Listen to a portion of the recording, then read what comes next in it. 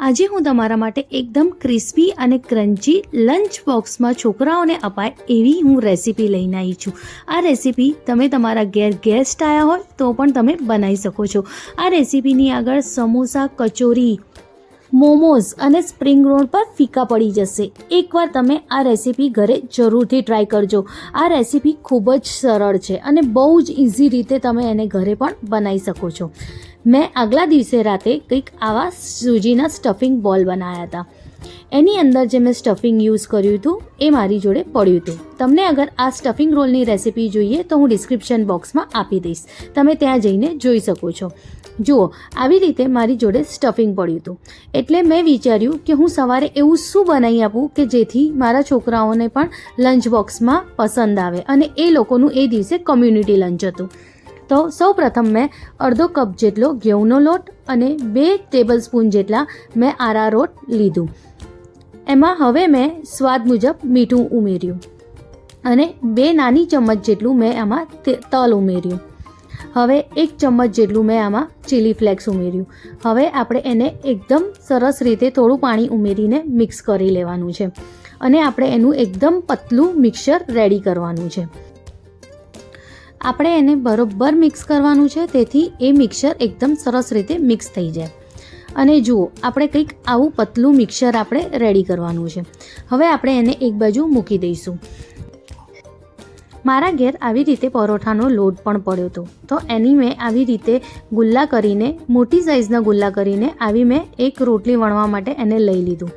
મેં આખા ઓરસિયામાં આવે એટલી મોટી મેં રોટલી વણી અને રોટલી પણ સહેજ જાડી હતી. હવે આપણે જે સ્ટફિંગ મારું હતું એને મેં આવી રીતે બધે સ્પ્રેડ કરી દીધું. આપણે એને બહુ સરસ રીતે સ્પ્રેડ કરવાનું છે તેથી એ આખી જેટલી બી રોટલી આપણી છે બધે આવી જાય. કંઈક આવી રીતે આપણે એને બધે સ્પ્રેડ કરવાનું છે.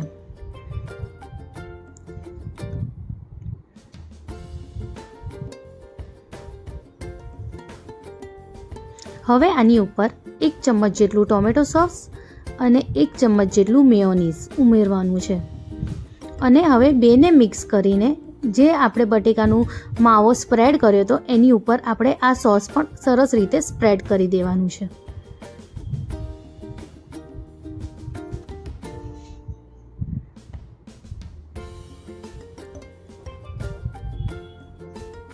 હવે આની ઉપર આપણે કાંદા નાખીશું. કાંદા આમાં ઓપ્શનલ છે. અગર તમે ખાતા હો તો જ તમે કાંદાનો ઉપયોગ કરજો. અગર તમે નથી ખાતા તો કાંદાનો ઉપયોગ તમે ના કરતા. તમે આને સ્કીપ પણ કરી શકો છો. અને હવે આપણે એની ઉપર પેરી પેરી મસાલો નાખી દઈશું. પેરી પેરી મસાલાની જગ્યાએ તમે લાલ મરચું પણ વપરાઈ શકો છો. હવે કંઈક આવી રીતે એકદમ આપણે એને ટાઈટ રોલ વાળવાનો છે. આપણે એકદમ ટાઈટ રોલ વાળવાનો છે તેથી આપણો રોલ એકદમ સરસ બને. જો આપણે આવી રીતે ધીરે ધીરે આને આવી રીતે રોલ વાળી દેવાનું છે. અને જો જ્યાંથી આપણો રોલ ઢીલો લાગે ત્યાંથી પણ આપણે એને ટાઈટ કરી દેવાનું છે અને કંઈક આવી રીતે આપણે એને રોલ કરી દઈશું. હવે આપણે છરીની મદદથી કંઈક આવી રીતે આપણે આમાં કટ કરી દઈશું. જો આવી રીતે આપણે કટ કરવાના છે.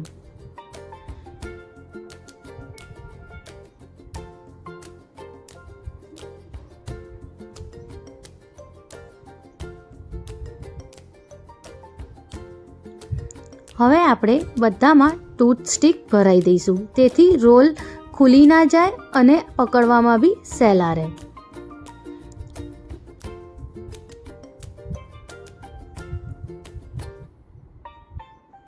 અને હવે એક બાજુ આપણે તેલને ગરમ કરવા મૂકી દઈશું. જો આવી રીતે ઇઝીલી આપણા રોલ કટ થઈને બહાર આવી જશે. જો આ મેં બધા રોલ બનાવીને રેડી કરી દીધા છે. જો આવી રીતે કંઈક મારા રોલ બન્યા છે. હવે જે આપણે મિક્સર રેડી કર્યું હતું ઘઉંના લોટનો, હવે એ મિક્સરમાં આપણે આવી રીતે એને ડીપ કરીને આપણે ફ્રાય કરવા મૂકી દઈશું. જો હું તમને ફરી એકવાર બતાવું છું. આપણે રોલ લઈશું, એને આવી રીતે એ મિક્સરમાં આપણે સરસ રીતે ડીપ કરીશું અને આપણે ટૂથસ્ટિકની મદદથી એને ચારો બાજુ ફેલાઈને એની ઉપર ચોંટી જાય મિક્સર એવી રીતે એવી રીતે લગાડવાનું છે અને પછી ડાયરેક્ટ આપણે તેલમાં ફ્રાય કરવા મૂકી દેવાનું છે. આપણે એકદમ મીડિયમ ફ્લેમ ઉપર જ એને ફ્રાય કરવાનું છે, તેથી એ સરસ રીતે ફ્રાય થઈ જાય અને ગોલ્ડન બ્રાઉન થાય ત્યાં સુધી આપણે એમને ફ્રાય કરવાનું છે. જો કંઈક આવી રીતે આપણે એને ફ્રાય કરવાનું છે અને જો કેવા સરસ આપણા રોલ થઈને રેડી થયા છે. આવી જ રીતે આપણે બધા રોલ તળી લેવાના છે. જો એકદમ ક્રિસ્પી અને ક્રન્ચી આ રોલ રેડી છે. એકવાર તમે આ રેસીપી જરૂરથી ટ્રાય કરજો અને મને કમેન્ટ કહેજો કે તમને આ રેસીપી કેવી લાગી. આ રેસીપી અગર તમને ગમી હોય તો તમારા દોસ્તાર સાથે પણ આ રેસીપી જરૂરથી શેર કરજો અને તમે મારા ચેનલ પર નવા હો તો મારી ચેનલને સબસ્ક્રાઈબ કરવાનું ના ભૂલતા અને બેલ આઇકનને બી દબાવજો તાકે આવી રીતે તમને નવી નવી રેસીપીના નોટિફિકેશન તમને મળતા રહે. Thank you.